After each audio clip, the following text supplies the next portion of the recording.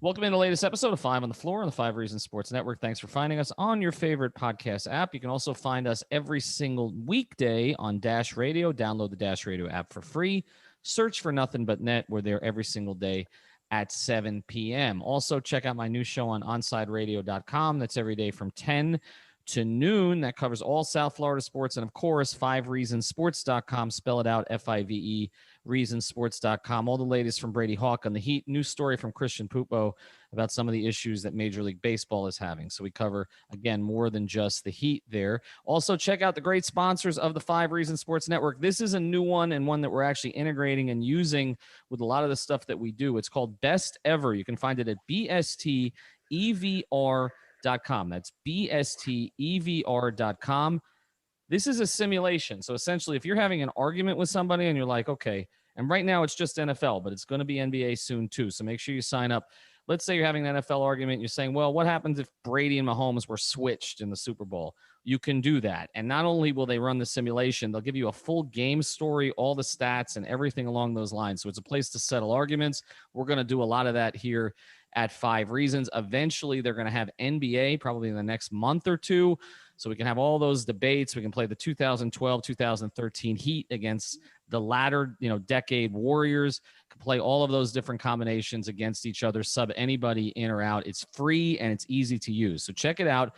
Just tinker with it. BSTEVR.com. That's BSTEVR.com. You'll be surprised how far they go with some of these simulations. And now, today's episode. 1, 2, 3, 4, 5 on the floor. Welcome to Five on the Floor, a daily show on the Miami Heat and the NBA featuring Ethan Skolnick with Alex Toledo and Greg Sylvander, part of the Five Reasons Sports Network. All right, Ethan Skolnick back on Five on the Floor. Here's today's floor plan. Night off from Greg Sylvander, but we've got Alex Toledo. You can follow him at Tropical Blanket. We've got our friend Tim Bontemps, I think making his fourth appearance here on Five on the Floor. You can find him, of course, at ESPN and ESPN.com. Tim was one of those last year we talked to a lot during the lead up to the finals, and then also he was in the bubble. Tim, how long were you actually – well, you were in the outer bubble. What did they call it? Was it a baby bubble? What did they call it? Yeah, it's tier one, and there was tier 1 and tier 2. I was there for, I think, 78 days or so. Oh, it was right around there, around 2.5 months. It's almost as long as I spent in Cleveland. So 78 days. Although this was better because it was the Waldorf Astoria Hotel, not Cleveland. Not Cleveland. That's right. Right. Not Cleveland is all we need to say. But could you explain to people what that was like? Because we talked to you before you went in, I think. Mm-hmm. And then you were there. Did they just forget about you? No, I got to spend a lot of time with Andy Ellsberg down there, which is great. No, so I was in the second tier, the outer tier of the bubble in Orlando.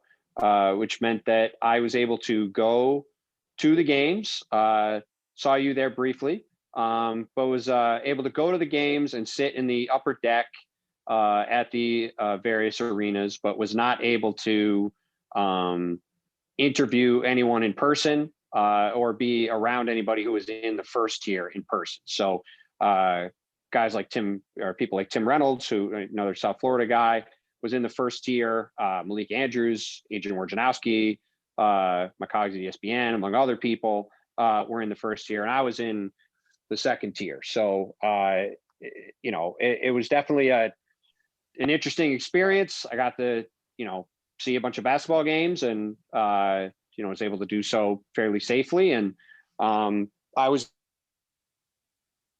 in the tier with a lot of the executives and scouts that came through, so I got to see a lot of them. So that was nice, especially after coming back to Boston, where I am now. And it's, like everybody else, you're now not really able to have any human interaction with anybody. It was nice to be able to have conversations with people down there. So it was certainly an interesting experience. And, based off the way the season has gone so far, maybe the league would have been better off if they tried to do that again. But that was something that just about everyone in the league didn't want to try to do for a second time, I think, for understandable reasons. And everybody's trying to slog their way through this season now. And hopefully we can all get a vaccine in the next few months and start to get back to life as before. At least Yeah, you point. mentioned. I mean that hotel where everybody was staying. I came in after one of the games, and there's Bernie Lee, Jimmy Butler's agent. There's Bam Adebayo's mother. There's Alonzo Mourning.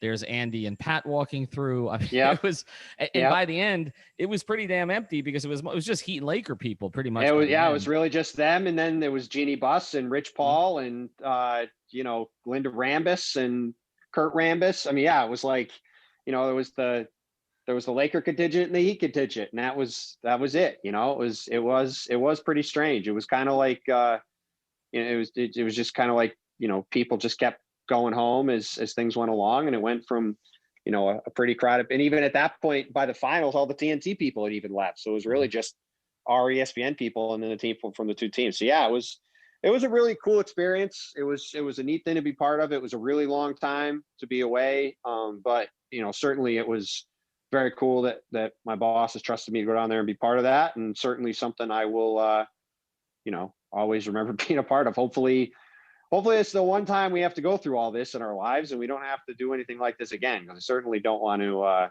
think about having to try to do this another time. Well, anytime you can get Rich Paul and Pat Riley in the same hotel with very few other people there, that's what you want to do. All right, we're going to transition. That's right. And I'm going to let Alex carry a lot of this episode, so that's why I'm starting here. What we're going to do today is we know that the Heat have struggled some this season, 11-14, dealt with the COVID. So they're going out on the West Coast. We're going to have podcasts after all the games. They've got a murderous 7-game trip coming up. It's going to start without Goran Dragic, and Mo Harkless is questionable, but Dragic is the one everybody cares about. He's not starting the beginning of it.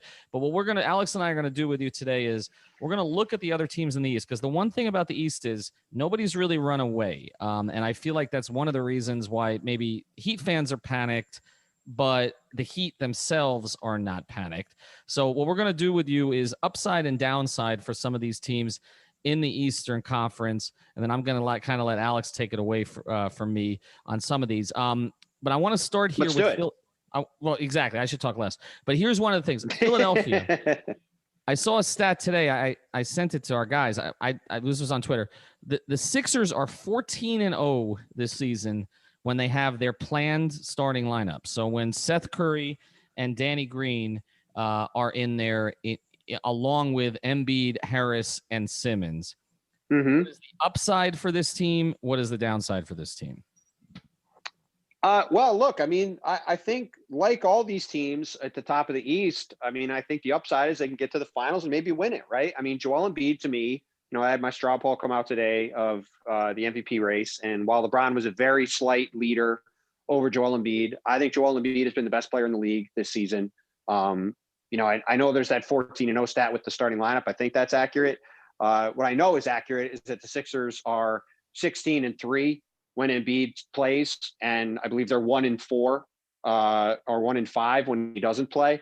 And 2 of those losses were when they had, basically their entire team out before they played the Heat, when they had their entire team out a few weeks ago because of COVID. So, I mean, really, when you're talking about the Sixers having anywhere near a representative roster, they're basically 16-1 when Embiid just plays, and he's been dominant. So, if you go into the playoffs with a bunch of shooting around Embiid and he plays at that level in the playoffs, they have a chance to, get out of the East and make it to the finals. And I think, the case against them, the downside case, is that they never replaced Jimmy Butler, right? And when they traded for Jimmy Butler, he was the guy that was going to come in and be the closer down the stretch of games for them that they needed, and they haven't replaced that guy. And as you know, from watching when the Heat had Shaq, it's very hard to have your go-to guy late in games be a big man, right? Generally, you need some kind of perimeter guy to be a go-to guy. Same problem the Bucks have with Giannis.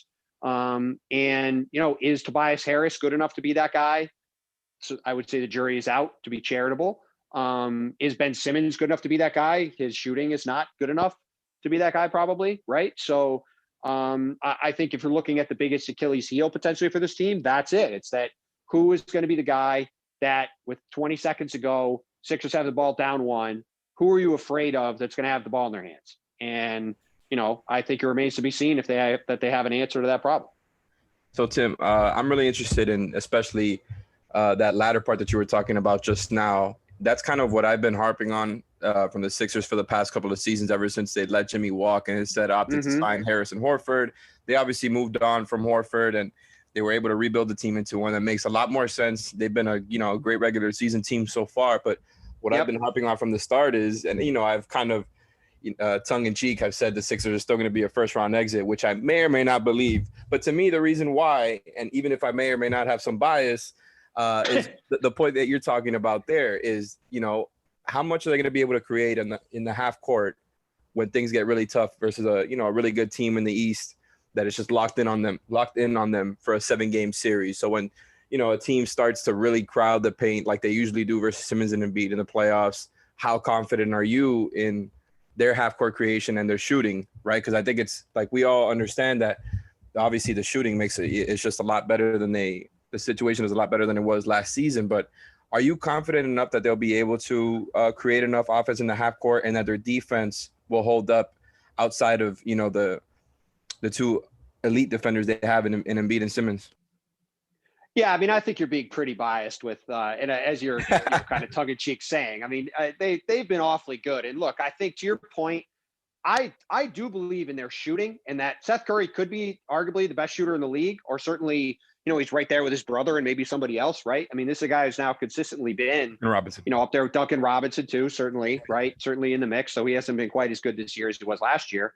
But look, I mean, Seth's a proven 45% three-point shooter now, right? Like you replace Josh Richardson with him, and you replace Al Horford with Danny Green.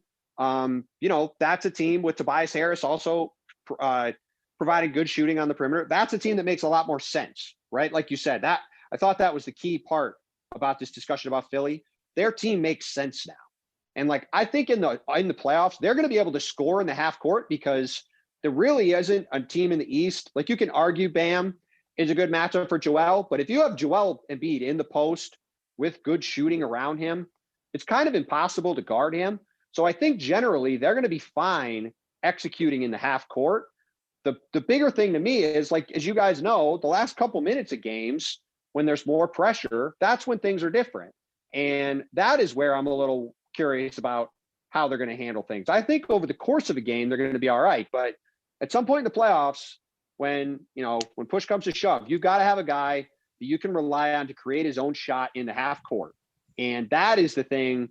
Whether do they go try to find that guy? Is Tobias, who has played much better under Doc this year and played better, his best basketball of his career was in LA under Doc, and now this year so far in the short sample size we have under Doc.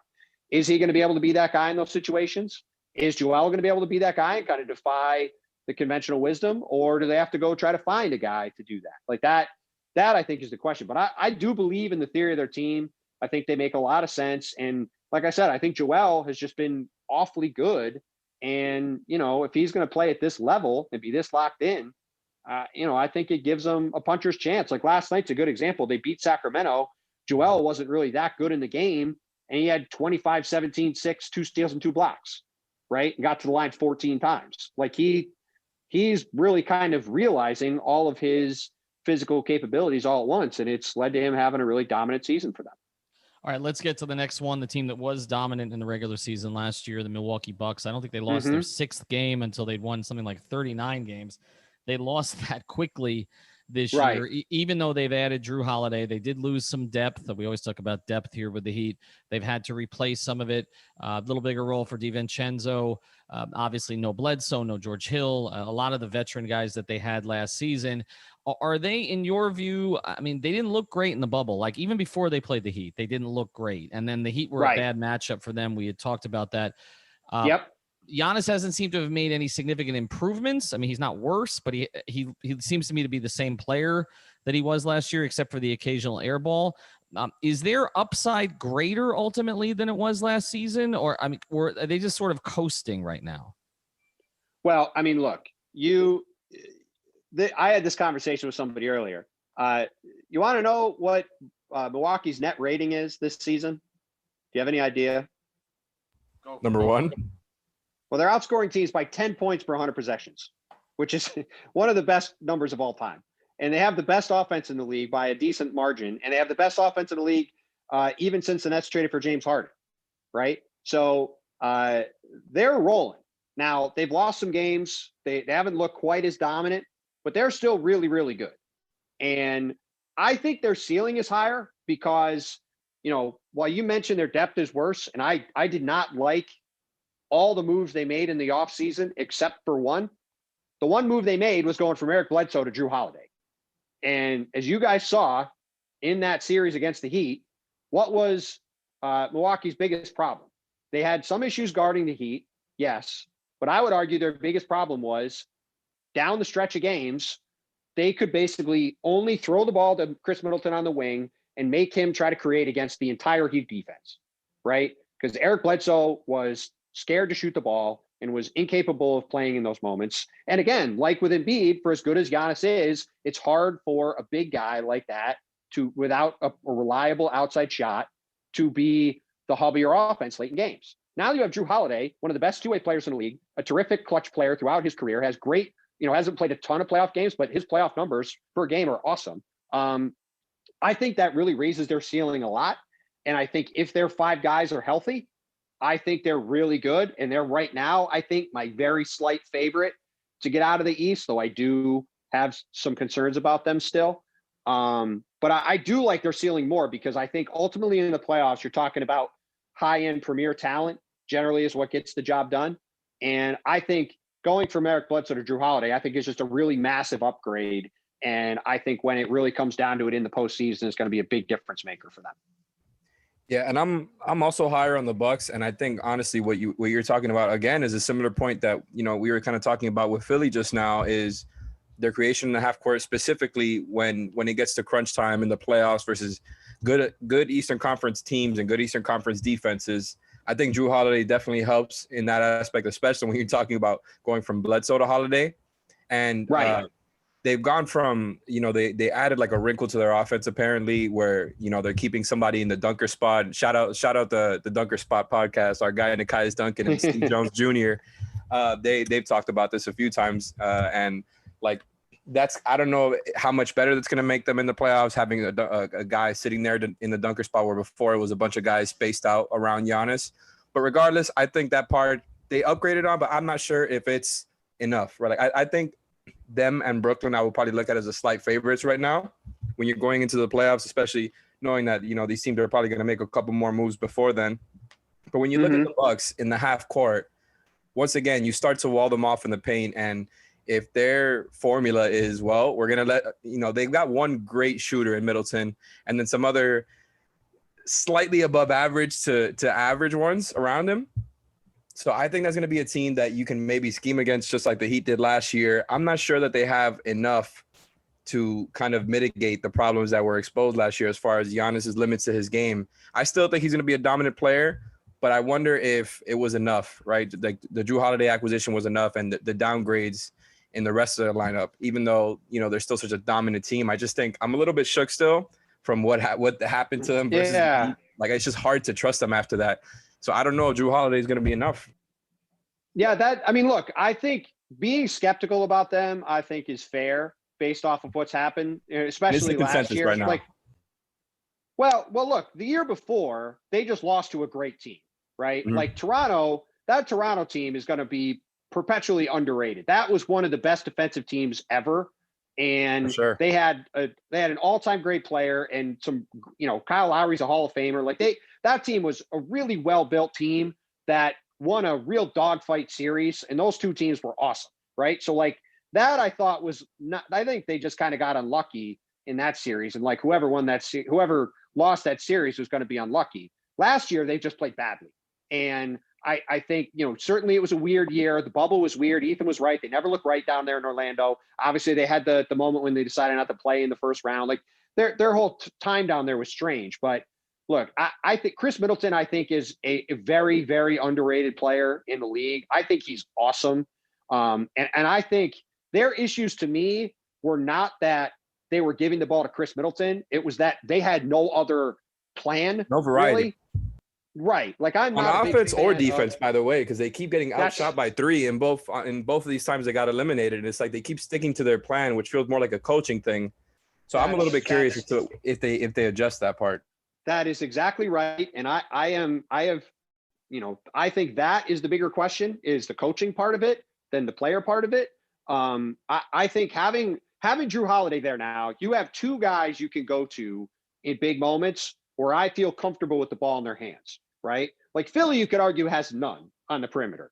I think that Milwaukee has two.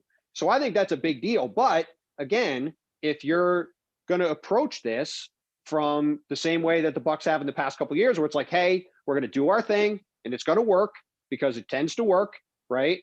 That has not proven to work in the playoffs. And the other thing is, while depth is not something that necessarily translates to winning in the playoffs, the worry I have for the Bucks is, to your point, because they built their team the way they did, they basically, in my opinion, have five good players, and one of them is Brook Lopez, which means if they're going to have their best five guys on the court, or a good enough five, they can't really go small with Giannis at center late in games, which to me, what I would have been doing this summer would have been finding every possible way I could to have the I play with Brook Lopez way and I play without Brook Lopez way.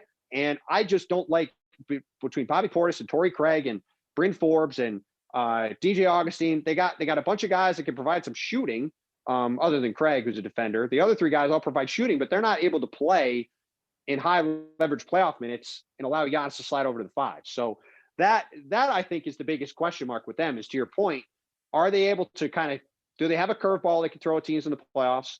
And is their coaching going to be good enough? Because, that's really the big question to me. We'll see what Mike Budenholzer proves able to do in the playoffs, because I think this year is as much of a referendum on him as it is on Giannis and the rest of that team.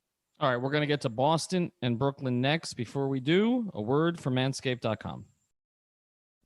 We'll get back to our episode here in a second. Before we do, I want to tell you about another of the great sponsors of the 5 Reasons Sports Network. Knicks are no good in the NBA. You're familiar with that? The Knicks are no good? Well, Knicks are no good when you're shaving certain parts of your body either.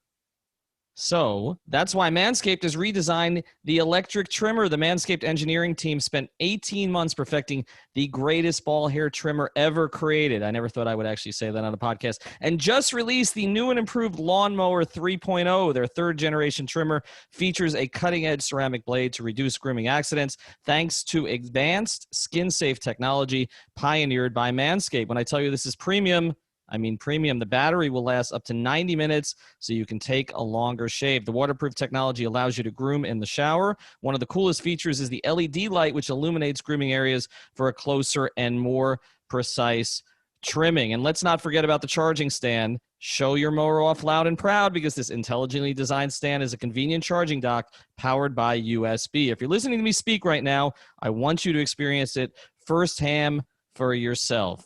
Make sure you trim yourself. Get 20% off and free shipping with the code 5RSN at manscaped.com. And now this is where I end my career. Your balls will thank you. And now, back to the episode. All right, Ethan Skolnick back on 5 on the floor. Got Tim Bontemps from ESPN and Alex Toledo as well. I don't know which of these two to start with. You know what? Let's start with the Celtics. I feel like they've gone a little bit under the radar in terms of their struggles because, the Heat have been so disappointing, and obviously Brooklyn has gotten more hype.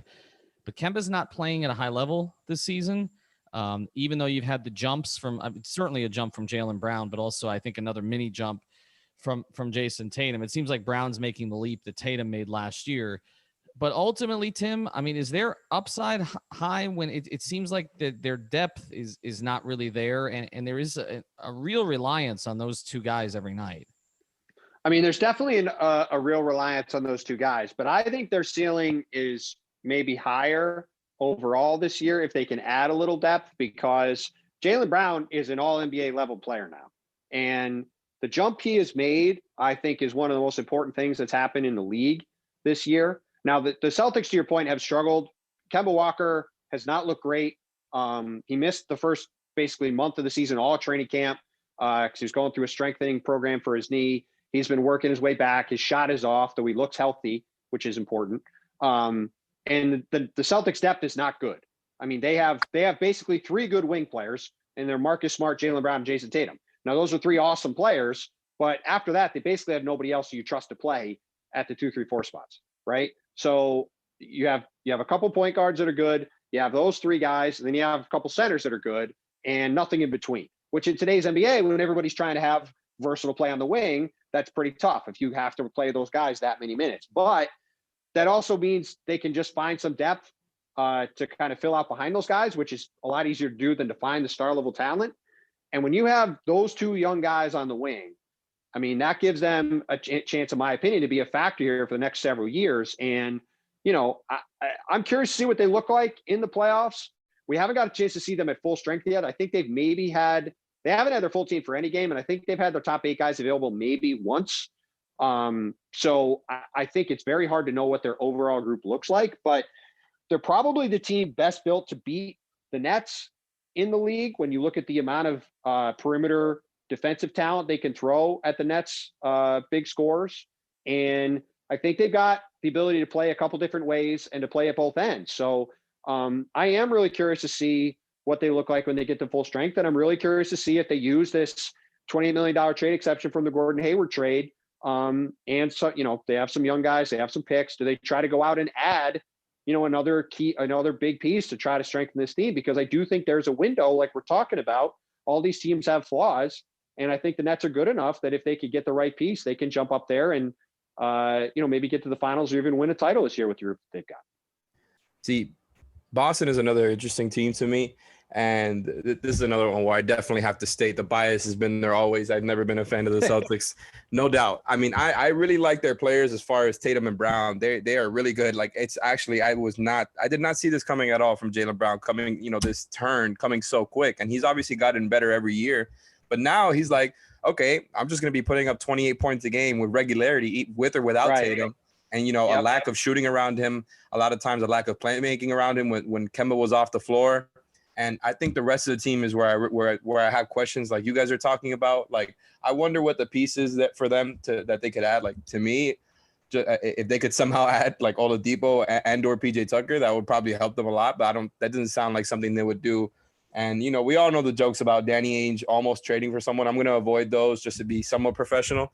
But, like, it seems like they're a team that should be looking at guys like JJ Redick, Nemanja Bjelica, guys who we know are available and are shooters, because that's clearly what they need. And, like, I was a little bit afraid, not that I'm a college basketball guy, when they drafted Aaron Nesmith, because he was a great shooter in college at like 8 3-point attempts a game. And I thought he was going to be kind of immediately doing that. And he hasn't been. I know Peyton Pritchard's been good. Obviously, Marcus Smart is still a really good player. But let's say they add a couple of guys like that. Is that all it takes for them to really take the leap? Because I'm still a little bit skeptical about them. And, you know, a team that could really match up with Tatum and Brown and just focuses their defense on them and lets the other guys do whatever they want. Is that not a good formula to stop them? Well, so a couple things. First of all, I don't understand this talk about the Celtics trading for JJ Redick. I don't like, look, JJ's a historically great shooter and a good dude. He's also 36. He's been god awful for the Pelicans and he can't guard anybody. So when, you know, if you get into a high leverage playoff game, I don't know if JJ Redick can even play. Right. So I don't, like, people have said, oh, the Celtics should trade a protected first round pick for JJ Redick. Like, they do have a lot of great defensive players though, to put them around him, I think. Yeah, but then you can just attack JJ Redick, right? Like, I mean, you guys have seen this in the playoffs plenty in the past, right? Mm-hmm. Like, you can't have a guy like that out there in the conference finals or in the finals and get away with it. You know, like Kemba. Yeah, right. And you've got unless you're trading Kemba Walker away, right? And like, you can't play them together. So, like, I don't know, like, if you could get JJ Redick as a buyout guy, like, sure, I would do that. But I'm not giving up half that trade exception to trade for JJ Redick when he's not really going to help me. So, yeah, I mean, look, I think what they need is somebody else who can create off the dribble for them, to your point, to take some of the pressure off. Like, you have Kemba, you have Jalen, you have Jason.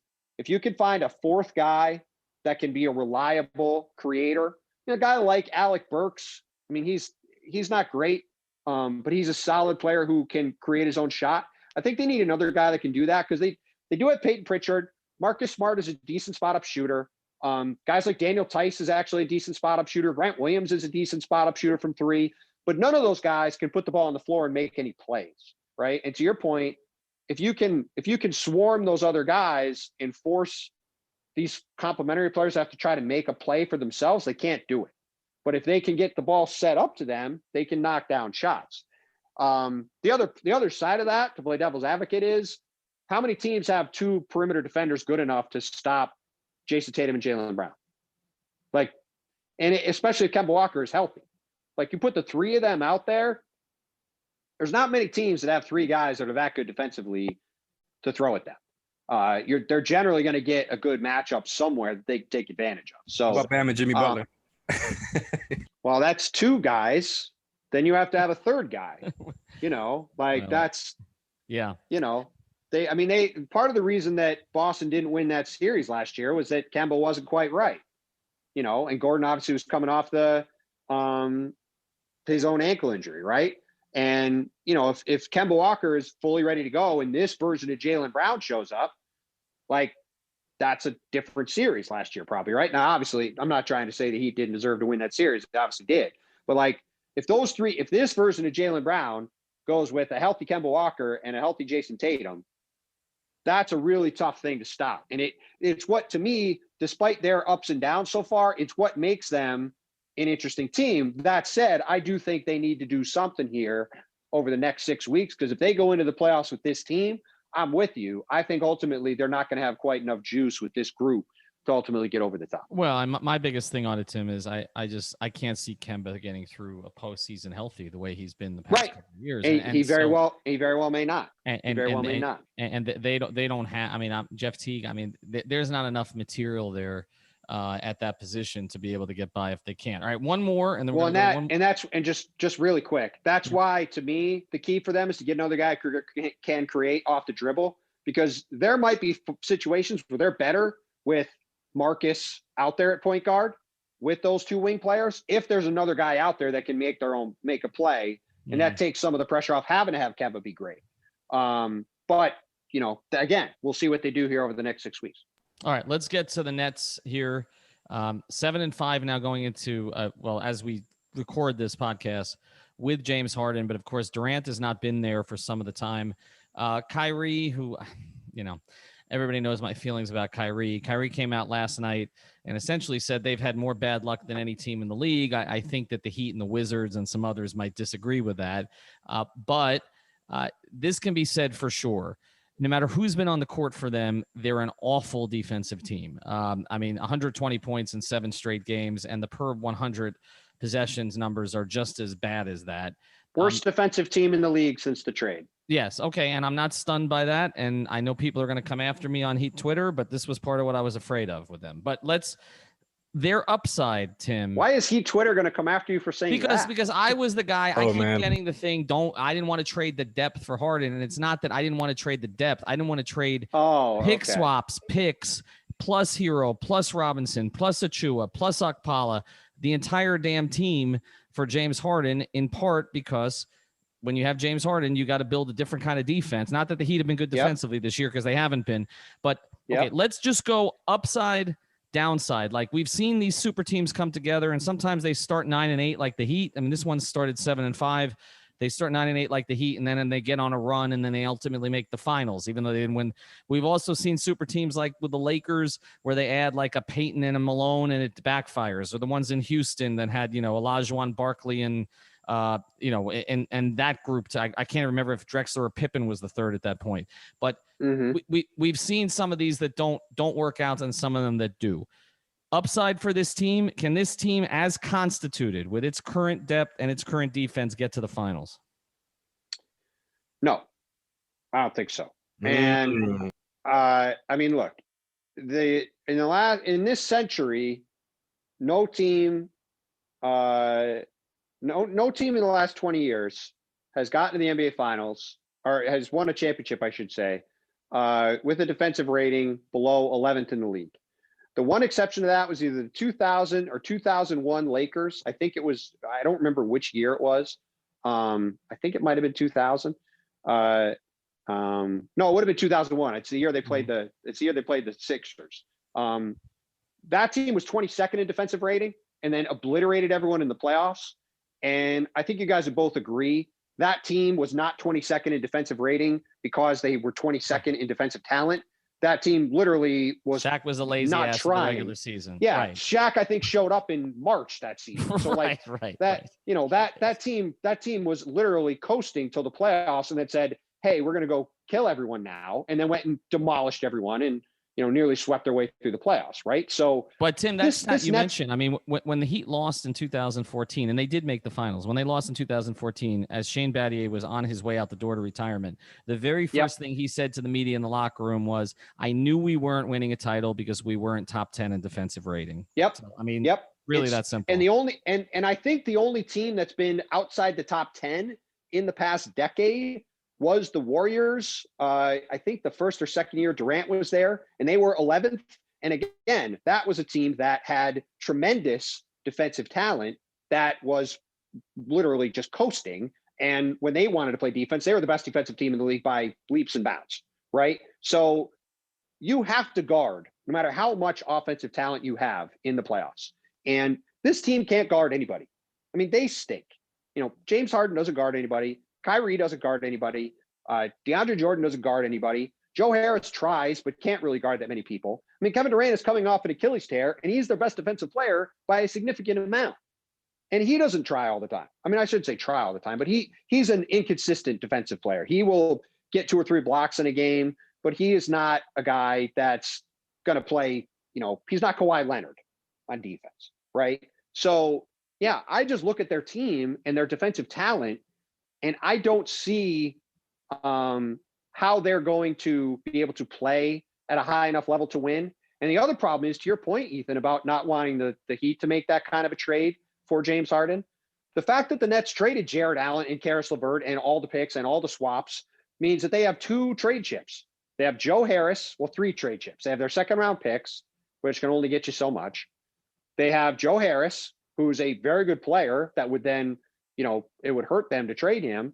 And they have Spencer Dinwiddie, who has a torn ACL. And while I think there are teams that would be interested in him, I don't think you're getting a dramatic haul back for him in a trade either. Because a lot of teams this summer are going to have cap space. They could just sign him.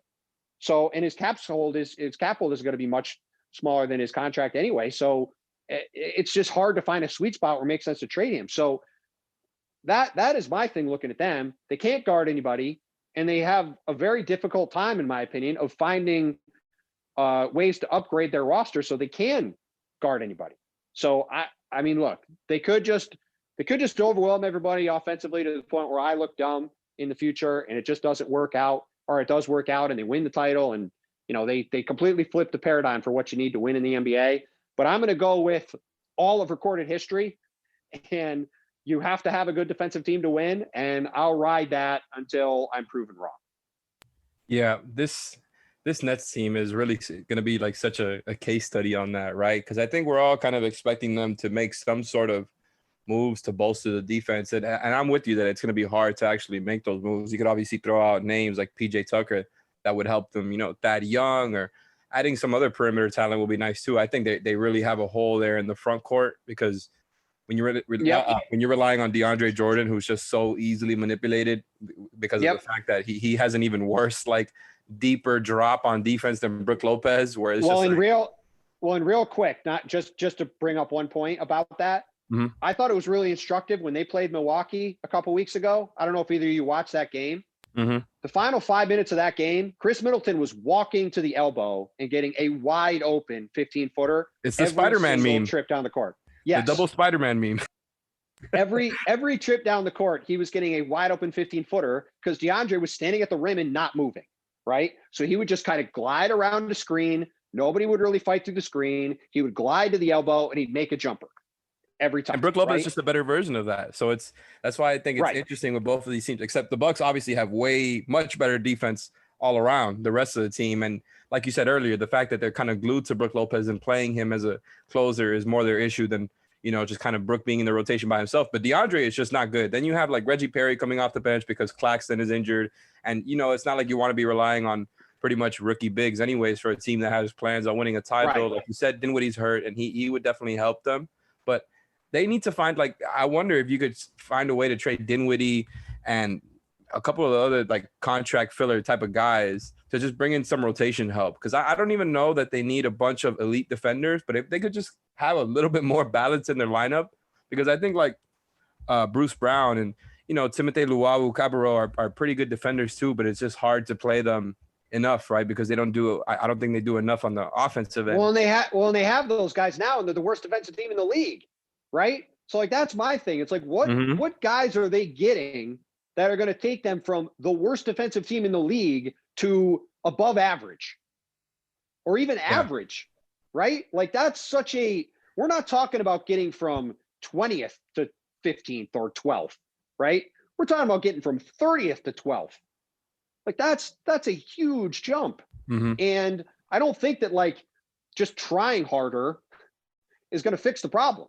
Like maybe I'm wrong. Maybe they'll get in the playoffs and James Harden will be locked in like he hasn't been since he was in Oklahoma City, and Kyrie Irving will play the best defense of his life, and DeAndre will, go back to when Doc was yelling about him being defensive player of the year 5 or 6 years ago, right? And like they'll just turn back the clock and be really good. But I don't know, like there's no evidence to me that any of that is really possible. And again, I just think they're really limited by the stuff that they have. And the other thing that also I think factors in for the Heat too, the buyout market I think is going to be incredibly depressed this year compared to most years. And as you guys know, the buyout market's the most overrated thing in basketball anyway. Generally, these guys everybody obsesses about these buyout guys. We learned the hard way. It's good content for a week. Yeah, basically. It's great content for we learned about Mike Bibby. There's yes, right? And like Joe Johnson went down. Joe Johnson went down to Miami and had a good playoffs the 1 year. Marco Bellinelli. He didn't have a good playoffs. No. He had a good end to the regular season. The playoffs were. Well, he at least that's right. He at least came down there and was effective for a few weeks though. And Marco Bellinelli and Ersan Ilyasova helped the Sixers. PJ Brown had the one brief stint with the Celtics, right? But like the vast majority way of these back guys, for PJ though. Yeah, no, right. But these you can count on one hand the guys that have done anything. Right. Like you could argue from PJ till Marco, which was like 9 years, nobody did a damn thing. So like. Generally, this is overrated. And this year, with the emphasis this year on, or not the emphasis, with the introduction of the play-in games this year, and the fact that you're probably going to have 12, 13 teams in each conference having a puncher's chance at making the playoffs, for teams like Orlando and Cleveland and Chicago and New York. I mean, they're not – those teams aren't – I don't think those teams are going to willingly say, hey, we're just going to punt on any chance of having a outside shot at the playoffs to let Alec Burks walk in free agency and go sign somebody, go sign somewhere else, right? Yep. We want to try to make the playoffs because, look, what's the downside for those teams? Like, okay, we finish 11th and we just missed the play-in game. Well, we have the 8th best lottery odds, and last year the 8th and 7th teams in the lottery jumped up to 3rd and 4th. Right. So with the new lottery odds, like there's no reason not to try for these teams. Like, hell, you might as well give it a shot and see if you can make the playoffs. And if you can't, well, all right. And we got a good lottery pick anyway. So, so I don't think the buyout market's going to be much of an option either for them. So yeah, I just think their defense stinks, and I'm going to ride that until I'm either proven right or wrong. And I'm not going to shift it because I don't see any way they can get meaningfully better. And, that's even before you set aside, that's before you even get into any of the stuff with Kyrie or whether the pieces fit or how effective they're going to be down the stretch of games or whatever, like any of that stuff. I think the defense is enough of a problem that'll prevent them from getting where they want to go. All right. I hope that Adam Borai, that's one of the guys in our network who's been on me about the Harden thing. I hope that he heard that segment. All right. When we come back, we're literally just going to talk Heat. We're going to close this thing by talking Heat because I want to put them into some kind of context with the 4 teams that we're talking about. Before we do, make sure you check out prizepicks.com. Use the code 5. That's our daily fantasy game that pretty much everybody in the network is playing now. I'm on a bad run. Don't let that discourage you. You can play NBA. You can play tennis. You can play highlight. You can combine athletes from different sports. Just go over or under. Again, use the code 5, FIVE, and you'll get a bonus. You can do the power play. You can do the flex play if you want to go all in with your money or you want to hedge a little bit. There's a bunch of different options, but it's a lot easier than it sounds. So just sign up for Prize Picks, throw down a $20 deposit, play $10 and give it a shot. You'll have a great time with it. If you want to know which states it's available in, just hit me up on the 5 Reasons Sports account, but it is available in Florida and most of the other states that people listen to us. So check out prizepicks.com. Again, use the code FIVE. Don't play Bradley Beal for the next couple of weeks. I had a bad run with him. All right. Bontemps, let's get to the Heat from an outsider's perspective here, because we've talked this thing out to death. And in one hand, the Heat are 7-5 this season when Jimmy Butler plays. Okay.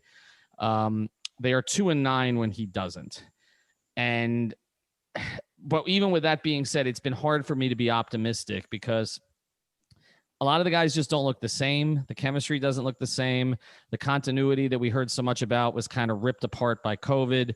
They seem to miss Jay Crowder. I don't know if it's Crowder, but they miss a player like Crowder playing next to Bam. Mo Harkless didn't fill that role. Precious isn't really I would say they missed Jay Crowder, Ethan. Okay, they miss Jay Crowder. I'll give you that. I don't think it's as much as Heat fans think, but they miss a player like that. They've tried basically 7 or 8 different guys at the 4 spot next to Bam. They've settled on Olynyk because he gives them some good games, but obviously there's not the consistency there. Myers Leonard, they re-signed for $9 million. He's out for the season. Avery Bradley, they signed. He really hasn't been able to contribute because of COVID and now because of an injury. Do you think with the current group without a trade that their upside, because right now the 4 teams we talked about, I think most people would say are better positioned than them. Okay. But then the Heat kind of come in there with Indiana, Toronto, which have also struggled a little bit. Right. I mean, do you think that the Heat can legitimately lock in a 5 seed with the group they have, provided that Jimmy and Bam stay healthy? Maybe. I mean, I think that they're in the same ballpark as Indy and Toronto, and I think they're clearly a step behind those other teams if, under the scenario you're painting, they don't make a trade. Because I think, like, I was just giving you a hard time about Jay Crowder in that, like, if they could get another guy like Jay Crowder, that would solve their problem. But that was what unlocked their team last year, right? Like when they were in the bubble, Jay Crowder playing the 4 and moving Bam to the 5. Jay shot like 50% from 3 too for most of the time down there. He couldn't miss. But having a versatile combo forward who could guard people and hit threes was really the thing to unlock their team, and not replacing him really. Like you said, the Mo Harkless experiment has not worked. They have, maybe they could try to play Jimmy at 4 and try to play Avery with 2 of the other perimeter guys, but I don't really think that's going to get it done either.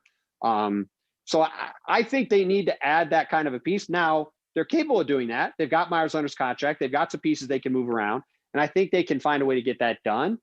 But if they don't, I just ultimately don't think their ceiling is high enough. And like you said, I know that Goran's out, but like, these last couple of games are kind of illustrative of that to me, in that they did beat the Knicks in those games, but despite the fact that Jimmy played great, it still was a real slog for them to beat the Knicks. And I just feel like they're, like you said, for whatever the overall reasons beyond the Jay Crowder stuff, I think they're just not quite on the same level as those 4 teams we've talked about as constituted. Jimmy and Bam's a great place to start. But everybody else, like you said, has taken a bit of a step back, and I just feel like they're a little bit short as of now. And again, they're one of the teams I'm really interested to see what happens over the next 6 weeks, because I think they are one move away from really being an interesting team again and right back in that mix. So I think a lot of what you said there is fair now, which might surprise you, but yeah, I think like, it'd be hard for Heat Twitter to be optimistic right now. I mean, the team is under 500 and is struggling. Mm-hmm. So, I mean, like Keith had said, you can explain away a lot of it by just Jimmy not being around. But even when Jimmy's played, it hasn't exactly been, they haven't exactly been lighting the world on fire.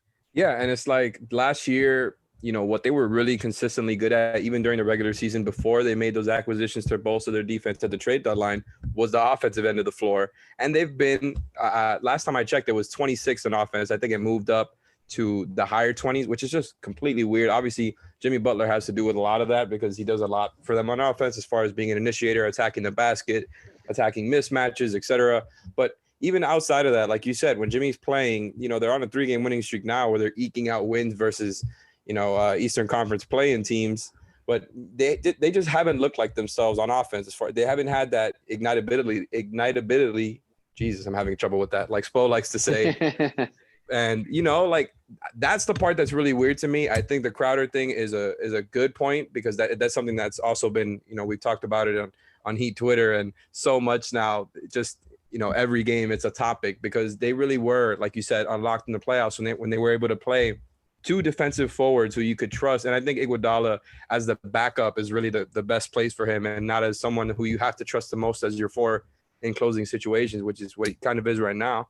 And you have guys who you can play as good defensive forwards while having Bam in the back line, which I think is what is big for Spo, because Bam can guard a lot of these perimeter guys, but he likes having Bam on the back line protecting the defense, especially because the perimeter defense is so weak. And, with Avery Bradley not being able to stay consistent, Bam is always solving their problems. And he was last season too, but they had more balance. And they are missing a four. I suspect they're going to end up making a trade for a four. It seems like that's kind of what we're headed for.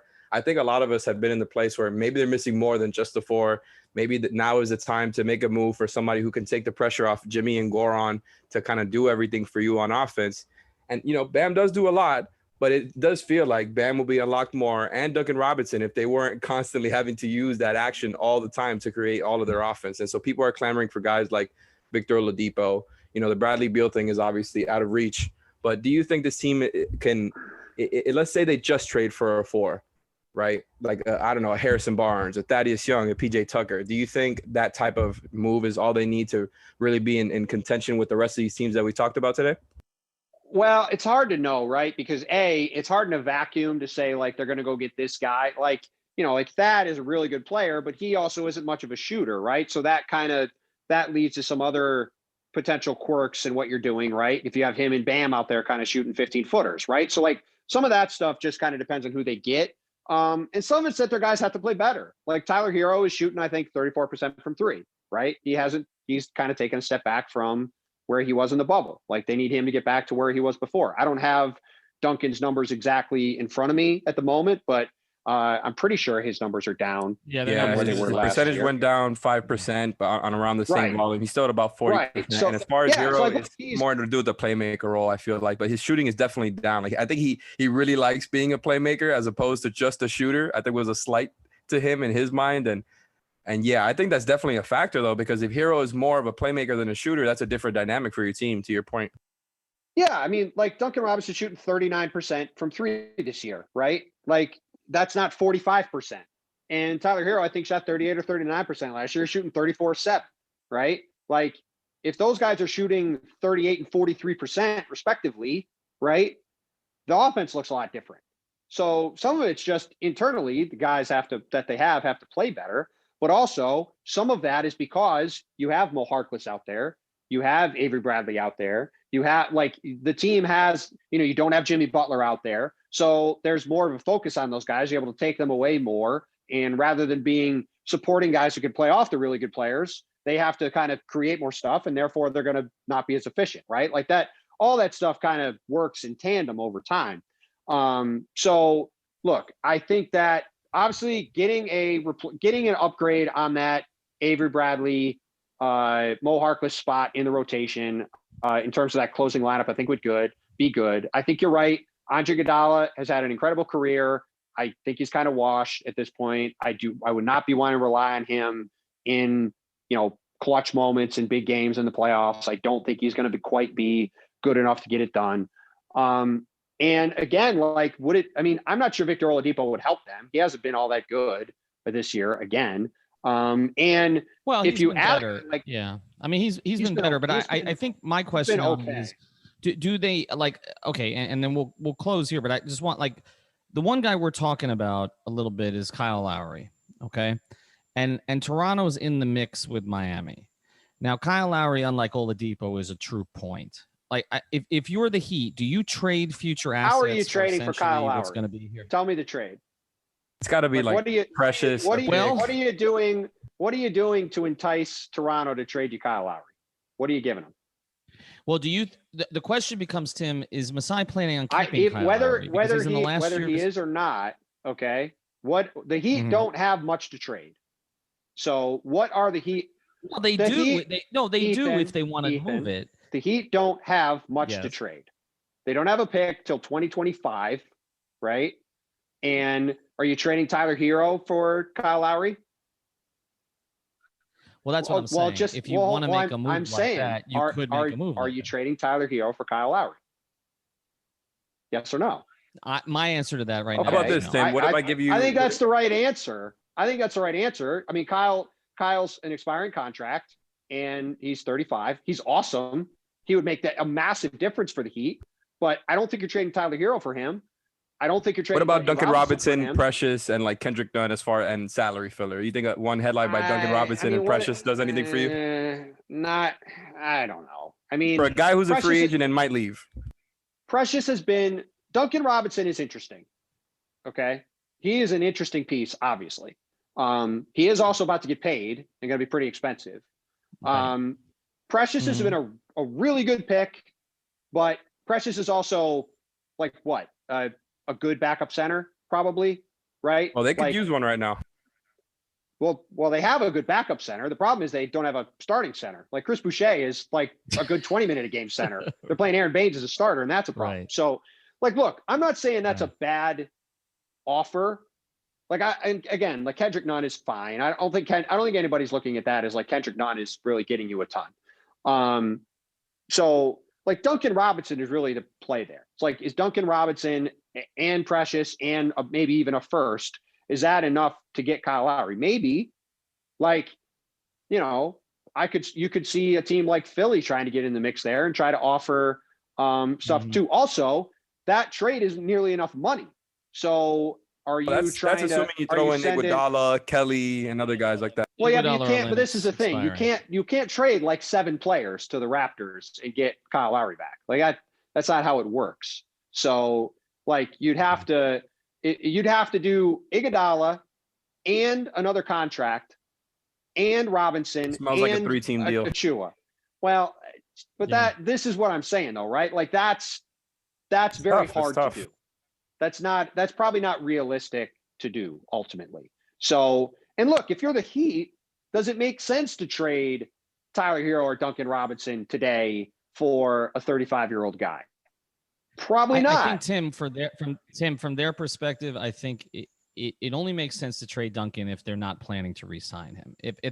The question is, if the price for Duncan is going to be in the $18 to $20 million range, because look at what the price for Bertans was. Okay.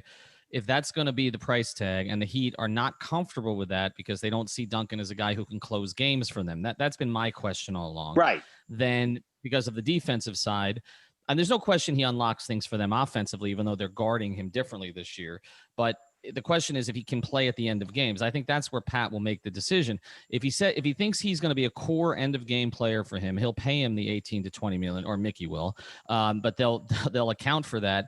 Right. And in that case, you're not moving him. But if you're planning on moving him anyway, or you're thinking we're going to make Max Strus into Duncan Robinson or something, we'll create another Duncan Robinson. Yep. Then yes, I can see Pat at age he's going to be 76 in a month. I don't want to age him more.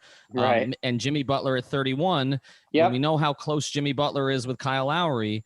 Okay, making a decision here and saying, if it takes Duncan Robinson to get Kyle Lowry and give us a chance right now, we're going to do it. And the only thing I see from Masai's perspective is, I don't know what to make of Lowry selling his house. People sell their houses all the time, but yeah, they're not even playing in Toronto this year. And I have always felt that made it easier for Masai to trade Kyle potentially, because you won't have quite the backlash that you would if Kyle was playing. I don't necessarily think there'd be a backlash if they ended up trading him anyway. I mean, look, he's had an incredible run there. I don't think people would be that upset, right? Like nobody there, I think, like people there think Toronto's a good team, but they don't think they're necessarily a championship level team. I think to me, it's more that the Heat have limited assets, right?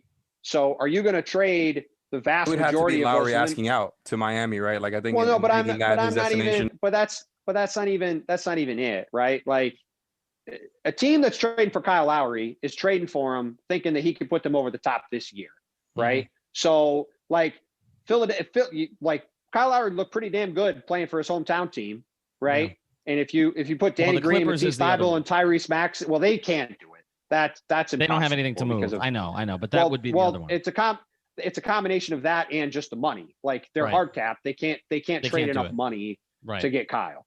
But like Philly could trade picks. They have Tyrese Maxey. They have Matisse Thybulle. They could trade Danny Green's expiring. Like they could very easily put together a coherent trade that makes a lot of sense. That would make their team way better and would give them, exactly the kind of guy that we were talking about them not having, right? So And he's a Villanova product, as you said. And he's a Villanova guy. He's a North Philly guy. It would make a ton of sense, right? So if you're the Heat, my thing is yeah, obviously Pat's an older guy and they're close and he's close with Jimmy. He'd be a great fit for their culture, great fit for their team. But are you going all in with basically all your assets other than Tyler Hero for a 35-year-old Kyle Lowry with the team that the Heat have? Maybe, but that's I think a tough.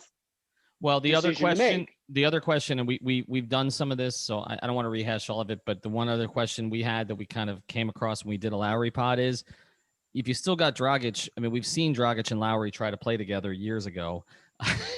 I don't even know that that's workable at the end of the game. So it might be a question of, if you bring in Kyle, you're taking Goran off the floor, which even at Goran's advanced age, I'm not sure is something that they want to do. So for a lot of reasons, it's problematic. I think those two would play together. I think those two would play together just fine. All right. Well, I know whatever, at some point I'd heard they had issues with the relationship, but clearly that was patched over the years. But from a playing standpoint, I don't know. I mean, Kyle would take Kyle Lowry's way better. Kyle Lowry's way better than Tyler Hero. So if you got a 4 who can play, and you then had Kyle Lowry closing games, and that's not a knock on Tyler Hero. I think he's going to be a really good player. But if you have Kyle Lowry in your closing lineup, and you can find some kind of 4 to give you some kind of combo 4 to give you some kind of minutes there, your team is a lot better. For sure. And you got a shot. But again, the question for me is less, does Kyle Lowry make sense? And more, is there a trade that makes sense? Because of the complications that come with the amount of money they would have to put in the deal, unless they're trading Goran for Kyle, which, to your point, I don't think really makes a ton of sense either. No. So you have to add a lot of pieces to make that trade. And then you're basically putting all your chips in the Kyle Lowry basket, and you can't make any trades for the next 4 or 5 years then. So that's the part of it where it gets tough. And, that's why Pat and Andy get paid the big bucks, and we'll see what they end up deciding to do. All right. Follow him at Tim Bontemps, ESPN.com, and on ESPN as well. Also check out our sponsors, bestever.com. Again, that's BSTEVR.com, prizepicks.com. Use the code 5, and manscaped.com. Use the code 5RSN. Thanks, Tim. Anytime, man. Happy to do it. Thanks, Tim. Thank you for listening to the 5 on the Floor on the 5 Regional Sports Network.